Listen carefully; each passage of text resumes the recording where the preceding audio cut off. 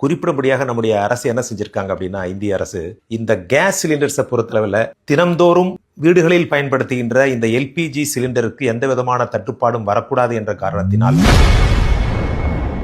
இந்தியாவில் சிலிண்டர் தட்டுப்பாடு ஏற்படாத வகையில் இந்திய அரசு மேற்கொண்டுள்ள நடவடிக்கைகள் குறித்து முன்னாள் ஐபிஎஸ் அதிகாரி ரவி கருத்து தெரிவித்துள்ளார்.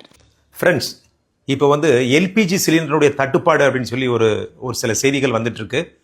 இதற்கு என்ன காரணம் அப்படின்னா, இந்த எல்பிஜி சிலிண்டர்ஸ் எல்லாமே சவுதி அரேபியா, கத்தார் இது போன்ற அரபு நாடுகளில் இருந்து ஹோர்முஸ் ஜலசந்தி வழியாக இந்தியாவிற்கு வருகின்றது. இந்த ஹோர்முஸ் ஜலசந்தியை ஈரான் மூடியிருப்பதால் அங்கு வரும் கப்பல்களை தாக்குவோம் என்று சொல்லதான் இந்த கப்பல்கள்லாம் அப்படி நின்று போச்சு.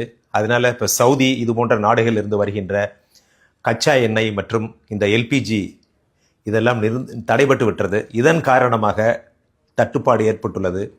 குறிப்பிடும்படியாக நம்முடைய அரசு என்ன செஞ்சுருக்காங்க அப்படின்னா, இந்திய அரசு இந்த கேஸ் சிலிண்டர்ஸை பொறுத்தளவில் தினம்தோறும் வீடுகளில் பயன்படுத்துகின்ற இந்த எல்பிஜி சிலிண்டருக்கு எந்த விதமான தட்டுப்பாடும் வரக்கூடாது என்ற காரணத்தினால் இந்த ஹோட்டல்ஸ், அந்த ரெஸ்டாரண்ட்ஸ் இது போன்ற இடங்களுக்கு கொடுக்கப்படுகின்ற கமர்ஷியல் சிலிண்டரை விட வீட்டுக்கு கொடுக்கின்ற சிலிண்டர்ஸுக்கு முன்னுரிமை கொடுத்து அதற்கு தட்டுப்பாடு வரக்கூடாது என்று நடவடிக்கை எடுத்து வருகின்றார்கள்.